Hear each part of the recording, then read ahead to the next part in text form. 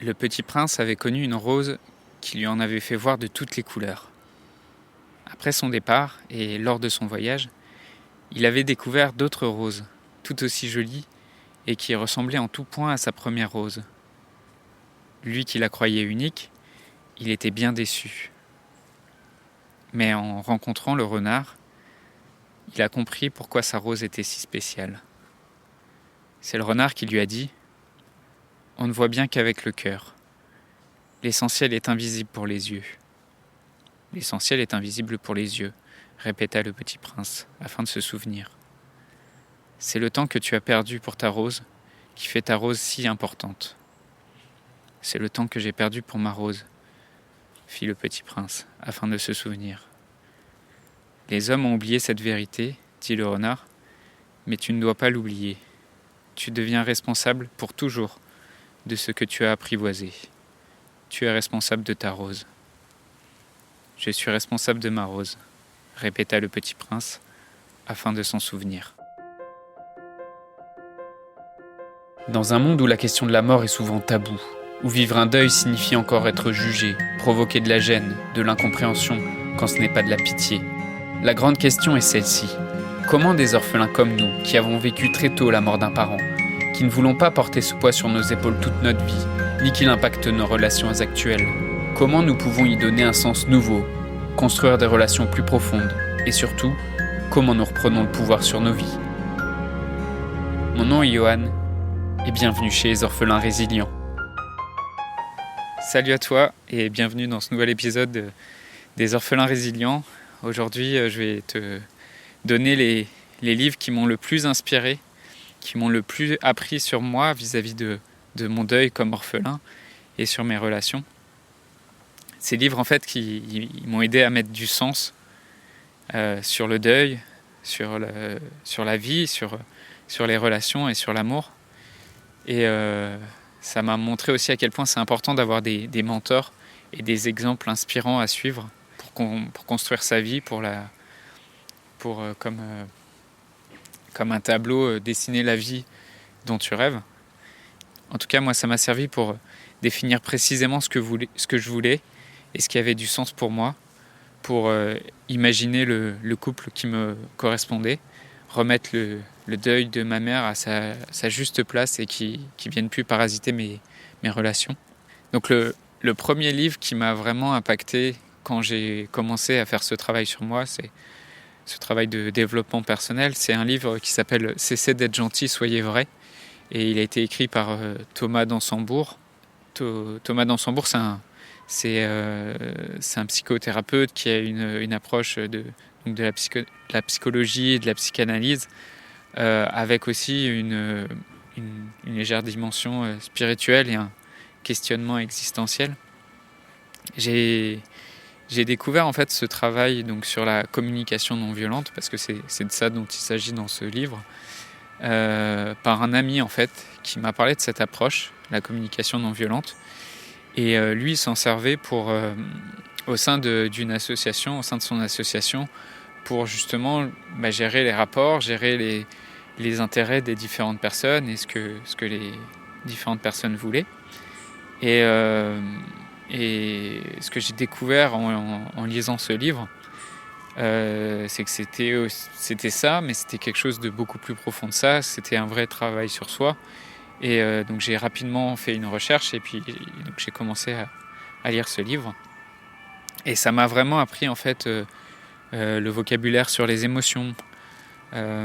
Ça m'a donné vraiment une démarche pratique pour avoir une communication saine dans ses relations, pour savoir écouter ses émotions, les nommer, mais aussi s'interroger sur soi-même, sur les propres schémas par lesquels on a grandi. Et ça m'a aussi appris la différence entre l'amour conditionné. Si tu as des bonnes notes à l'école, alors tu obtiendras de l'amour de tes parents. Ça, c'est un exemple. Et l'amour inconditionnel, où donc il n'y a pas cette condition pour obtenir l'amour. Ce livre m'a apporté aussi donc beaucoup d'outils pratiques en fait pour vraiment gérer les émotions.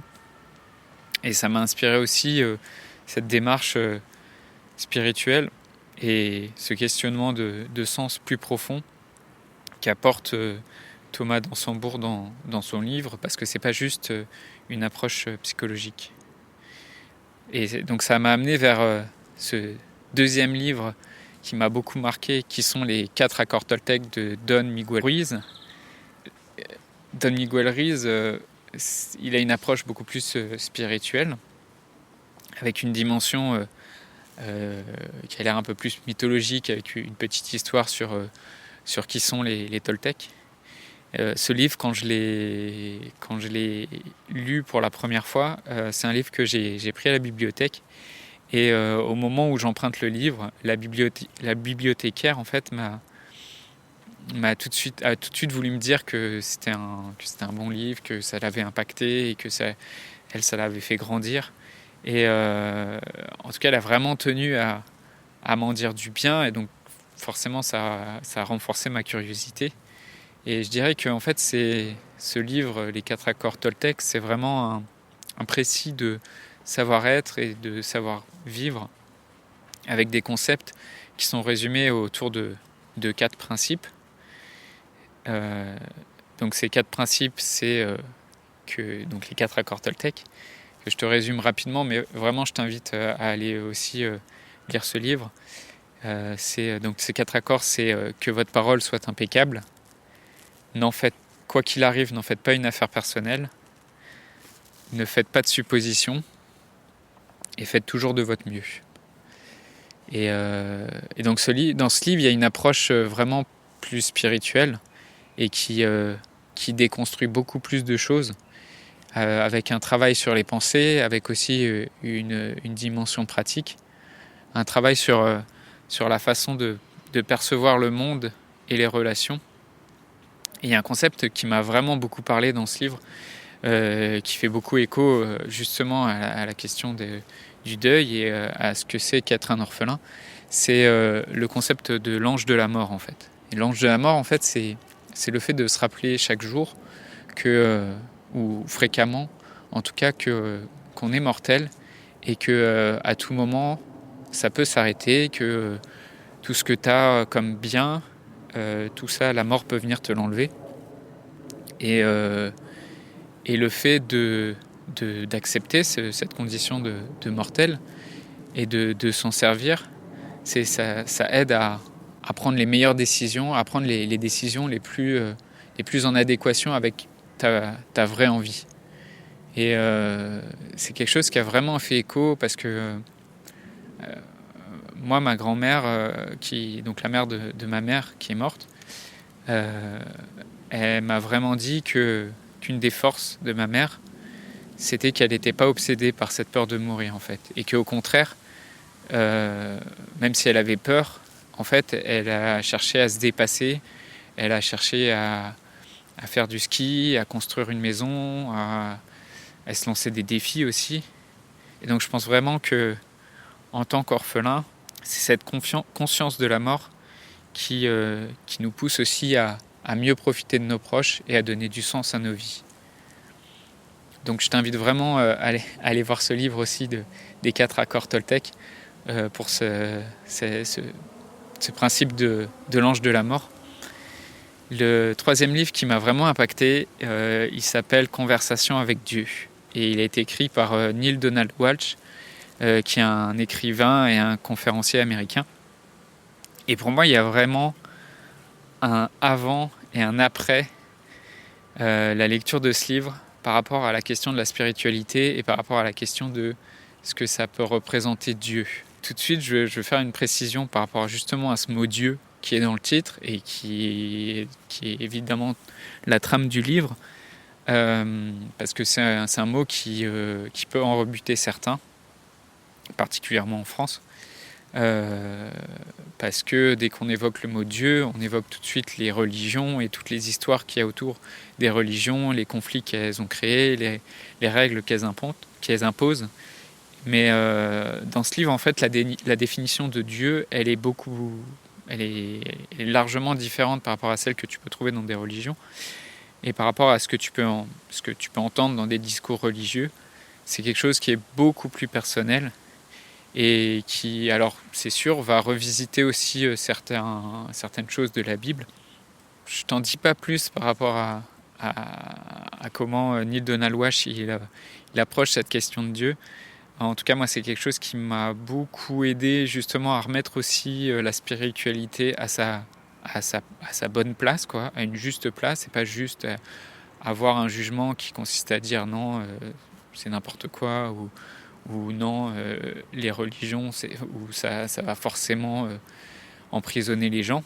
Et, et si c'est quelque chose qui, pour toi, tu sens que le mot Dieu, c'est quelque chose qui te fait un peu grincer les dents, moi, je t'invite vraiment à lire ce livre juste comme un roman, en fait, comme une histoire, et puis à pas forcément prendre l'histoire comme quelque chose de vrai, mais juste une histoire, un roman, et puis à voir ce que ça peut éventuellement t'apporter. En tout cas, c'est un livre qui est un peu aussi dans cette même veine spirituelle que les 4 accords Toltec. Et moi, ça m'a beaucoup appris aussi sur les pensées, sur la parole, comment ça impacte aussi les autres, sur les émotions. C'est aussi une grosse réflexion sur le sens qu'on peut donner à la vie, sur l'existence et sur les perceptions qu'on a des événements qu'on vit. Là où ça m'a vraiment beaucoup apporté, c'est sur cette question de l'amour, sur la différence toujours entre amour inconditionnel et amour conditionné, et sur le fait de déconstruire aussi ce mythe qui est de tomber amoureux, en fait. Et ce mythe de l'amour, je dirais un peu hollywoodien, où en fait on s'attend tout à coup à voir quelqu'un qui vient nous sauver à l'extérieur. Et donc voilà, je vais pas plus détailler ça parce que sinon cet épisode va s'éterniser, et j'aimerais aborder aussi les autres livres, et je reviendrai sur ces concepts-là dans d'autres épisodes. Mais c'est aussi un livre qui m'a aussi beaucoup aidé à accepter plus facilement ma rupture quand je l'ai vécue, quand cette relation de 8 ans s'est terminée. Le fait d'accepter qu'en fait les personnes peuvent rentrer dans votre vie et puis peuvent être amenées à en sortir. Et donc c'est quelque chose qui m'a beaucoup aidé. Et le 4e livre dont je voudrais te parler, c'est celui dont je t'ai cité quelques extraits en introduction de cet épisode. C'est le Petit Prince d'Antoine de Saint-Exupéry.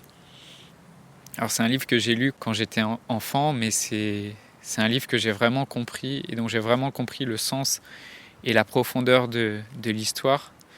Justement, quand j'étais en train de me questionner sur l'amour et sur les relations, et donc sur l'amour et le deuil, puisque dans un deuil, il est question aussi en tant qu'orphelin d'amour pour son parent décédé. Et ce livre, en fait, en le relisant, j'ai trouvé génial en fait cette approche poétique. Et Le Petit Prince, pour moi, c'est la plus belle parabole en fait qu'on peut faire de l'amour. Et c'est fait d'une façon très poétique. Et pour moi, Antoine de Saint-Exupéry, il traite vraiment du sens de l'amour et de l'erreur qu'on peut faire de cet amour hollywoodien, même si à l'époque où il écrit ce livre, c'était peut-être pas dans ces termes-là qu'il en parlait. Quand je parle d'amour hollywoodien, je parle en fait de l'envie que nos proches en fait nous appartiennent, et dans le couple que ton compagnon t'appartienne, enfin que ce soit dans le couple ou dans la famille, mais c'est aussi par rapport à ton parent décédé, cette envie que en fait ton parent t'appartienne en fait.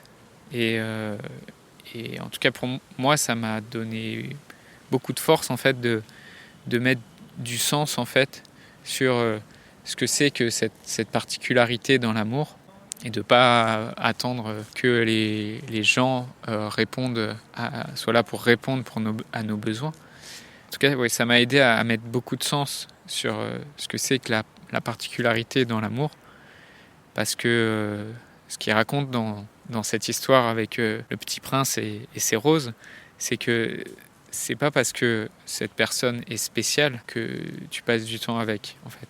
C'est parce que tu passes du temps avec que cette personne devient spéciale. C'est vraiment ça qui fait toute la différence de perception de ce que c'est que l'amour. Le prochain livre qui m'a vraiment beaucoup impacté, beaucoup aidé en tout cas, c'est Grandir avec l'absence d'Elisabeth Bost et de Karine Dufour. Alors c'est deux femmes que j'ai eu la chance de rencontrer. Il y en a une qui est orpheline et une qui est veuve, en fait, qui a perdu son mari et donc qui est mère d'un orphelin. Et j'espère que... Donc j'ai eu la chance de les rencontrer à la sortie de ce livre et ces deux femmes qui étaient vraiment accessibles et ouvertes aux échanges. Et je ferai, en tout cas, j'espère, un épisode avec elles. Et dans ce livre, en fait, tu trouveras des témoignages de célébrités comme Anne Goscinny, comme Nicolas Hulot, Elie Moon par exemple, Jean-Pierre Elkabbach, Kali. C'est des exemples d'artistes, de célébrités qui ont eu un vécu en tant qu'orphelins et qui sont des orphelins. Donc c'est un livre qui respecte vraiment la pudeur et qui n'est vraiment pas intrusif ni dans le pathos, contrairement à ce que pourraient faire justement des magazines People sur des sujets comme ça. C'est juste des témoignages qui sont humains et profonds. En tout cas, c'est vraiment des témoignages inspirants aussi.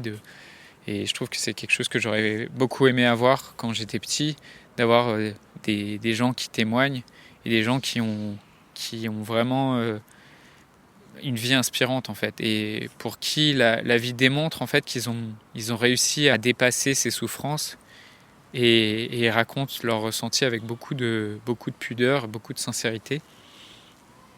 Et ce travail, pour moi, ce livre, il est vraiment important parce que à la fois il met de la lumière sur ce que c'est que d'être un orphelin, et il met donc de la lumière pour des personnes qui ne sont pas forcément orphelines, de comprendre ce que ça peut être qu'être un orphelin, et en passant par l'exemple de célébrités, de les inviter à se dire ah oui, mais c'est ça d'être orphelin. Et surtout, c'est des très beaux témoignages pour des orphelins qui cherchent des repères et qui cherchent d'autres exemples de personnes qui sont passées par ces mêmes vécus. Le 6e livre dont je voudrais te parler aujourd'hui, c'est un livre qui fait vraiment référence sur la question du deuil, qui s'appelle « Vive le deuil au jour le jour » et qui a été écrit par Christophe Fauré. Christophe Fauré, je t'en ai déjà parlé dans ce podcast, c'est un psychologue et un psychiatre qui a aussi une approche, enfin en tout cas on sent qu'il a eu lui aussi une recherche spirituelle. Il s'est entre autres initié au bouddhisme. Et dans son livre, en fait, il apporte beaucoup de vocabulaire, il apporte une structure et des repères. Et c'est vraiment une référence sur la question du deuil avec un travail de fond. C'est une approche qui est aussi très sensible, en fait, pour un médecin, je dirais. Parce que c'est une approche, on sent qu'il y a beaucoup de poésie dans la plume de Christophe Fauré, dans sa façon de parler des émotions de ses patients ou des émotions des personnes qui traversent un deuil en général. Et ce livre, c'est presque une encyclopédie en fait, parce qu'elle répond à énormément de questions que se posent les personnes endeuillées. Le vocabulaire, encore une fois, est simple, on ne part pas dans des questions de psychanalyse trop profonde ou trop technique. C'est juste ça met juste des mots simples en fait, du vocabulaire. Ici on sent vraiment dans ce livre de Christophe Fauré la profondeur et la sensibilité de sa recherche, et surtout sa bienveillance, parce que Christophe Fauré, si vous avez l'occasion de voir une de ses conférences, on voit tout de suite que c'est quelqu'un qui est très bienveillant, très souriant. Et donc en tout cas voilà, je te recommande aussi son livre Vive le deuil au jour le jour. Moi c'est un livre qui m'a beaucoup aidé et impacté, et on en reparlera dans un prochain épisode aussi. Le dernier livre dont je voudrais te parler aujourd'hui, c'est un livre qui m'a vraiment mis une grosse claque, que j'ai découvert récemment. Pourtant c'est un livre qui a quelques années déjà. Ce livre, il s'appelle « La mort est une question vitale » et il a été écrit par Elisabeth Kubler-Ross, qui est une psychiatre et une thanatologue, donc une personne qui fait des recherches sur la mort, une psychiatre américaine. Son travail, il m'a vraiment touché parce que donc c'est une femme qui a travaillé avec des enfants sur la question de la mort, avec des enfants malades en fin de vie, donc des enfants qui vivent un cancer ou des maladies graves. Mais elle a travaillé aussi avec des enfants qui étaient en contact avec la mort, soit parce que c'était des frères et sœurs des patients qu'elle avait, ou soit des enfants aussi orphelins qui avaient un parent malade ou mort. Elisabeth Kübler-Ross, elle est connue surtout pour son travail aussi sur le processus du deuil, mais elle a eu une approche qui dépasse largement l'approche psychiatrique et qui va dans une réflexion même beaucoup plus large sur quel est le sens de la souffrance. Moi, j'ai vraiment pris une grosse claque en lisant ce livre parce que son discours, on sent que c'est un discours très puissant, qu'elle a développé vraiment une conscience intime et une qualité d'être avec les personnes mourantes ou les personnes souffrantes, ou en tout cas toutes les personnes qui sont en contact avec la mort. Et j'ai rarement trouvé cette qualité d'être et de conscience dans toutes mes lectures. Et elle montre une profonde humanité en fait, et une acceptation totale de la mort, et surtout un vrai respect de la vie dans sa plus simple expression et toute sa belle profondeur en fait. Elle a vraiment compris dans son livre ce qui se joue dans les relations humaines et dans ces situations où on se trouve souvent démunis. Elle arrive à lire entre les lignes en fait. Et elle travaille vraiment donc entre autres sur les dessins des enfants.